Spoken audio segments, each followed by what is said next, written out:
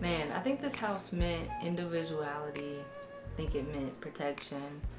I think it meant just her safe haven. Like, she loved her home. She always spoke highly of it. She always was decorative.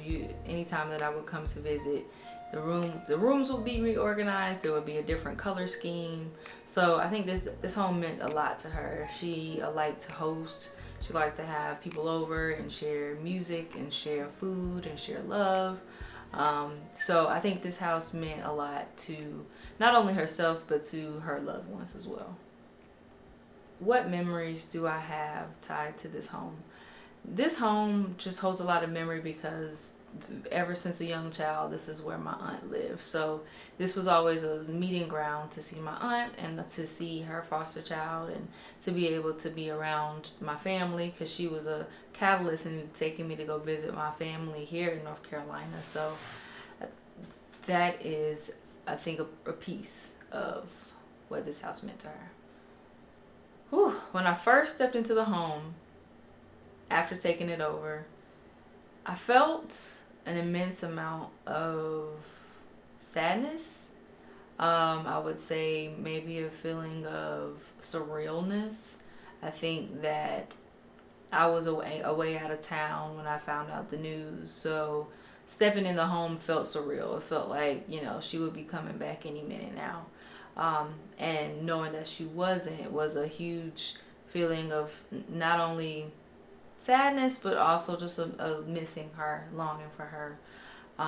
Knowing that I was taking over the home, of course, I was grateful for the gift, but at the same time, I also equally felt that I would give it all back just to have her. So it was definitely bittersweet, but I definitely was grateful for what she wanted me to continue with her legacy. Did I ever feel overwhelmed by the responsibility of caring for the house?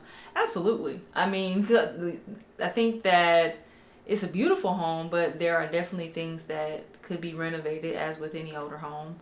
And coming in as someone who's never really done much housework and never really done many DIY projects, of course there were times where I felt overwhelmed. However, I'm so grateful for my community. I'm grateful for my partner, and her family and her dear friends that have so much knowledge about being able to care for your own belongings and to create new environments for yourself. So it was definitely a freeing experience too, where I wasn't able to be overwhelmed too much. I was also reassured in the process, and that was really, really such a loving experience.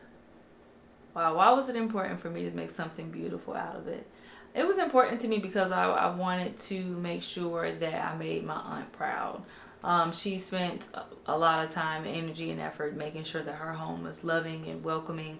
And so I wanted to continue that, while also elevating it and giving it a new modern touch with a new, young, fresh feel. Was there any time in the renovation process where I felt like it would happen in time?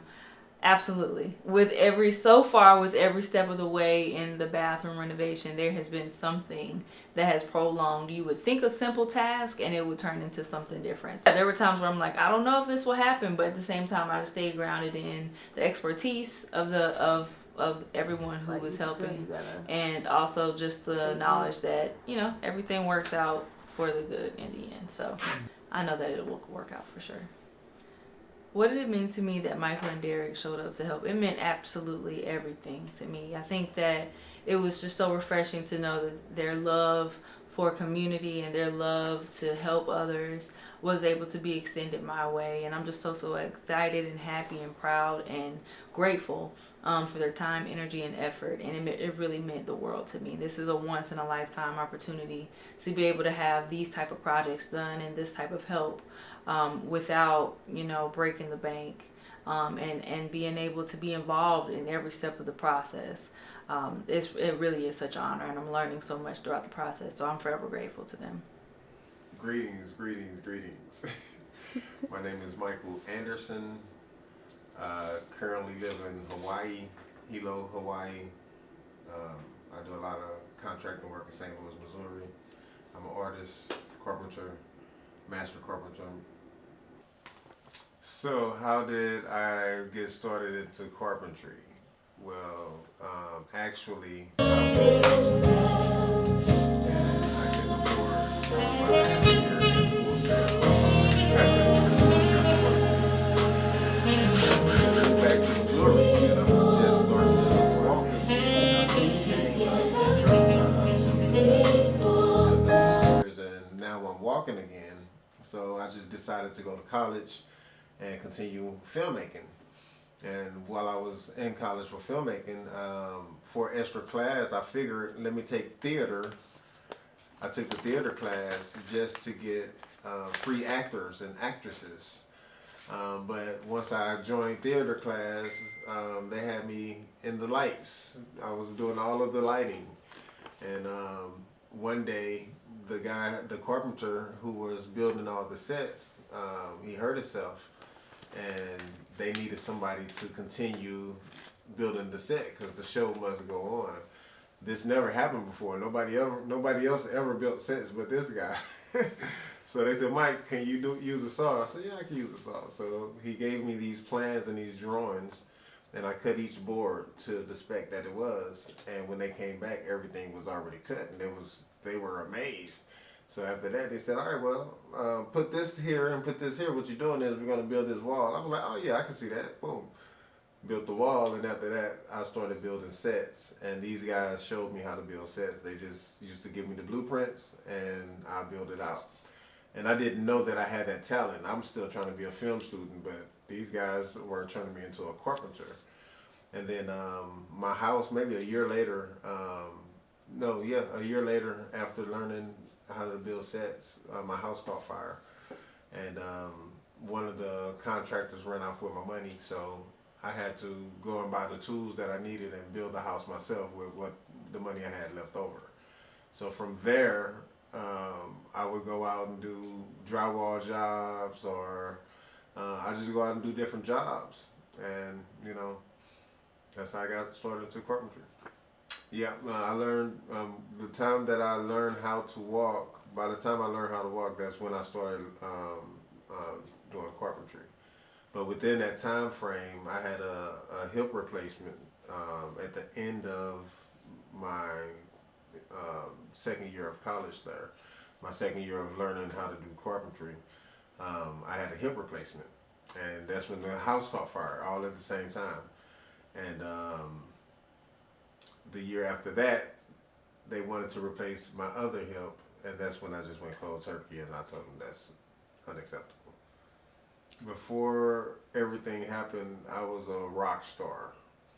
I was a bona fide rock star. We drove fast cars, we lived a fast life, we had a whole lot of money in the bank accounts. We filmed everything that we was doing. We was into music, we was into a lot of things. I was pretty much a fast life rock star. Been around just years of hardness on my body.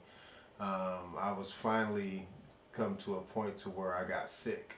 And when I got sick, I went blind. I woke up and I couldn't see. And good thing my mom was at the house where normally I was out of town. But good thing I was at my mom's house and she was in town when I woke up and couldn't see. So I woke up and I'm screaming like, oh my God, what's going on? My mom, she runs into the room and sees that, she's like, what's happening? You're okay? I'm like, no, I can't see. Am I dead? And she said, no, you're not dead. You're right here. I'm like, everything is white. What's going on? Take me to the hospital. So we go to the hospital.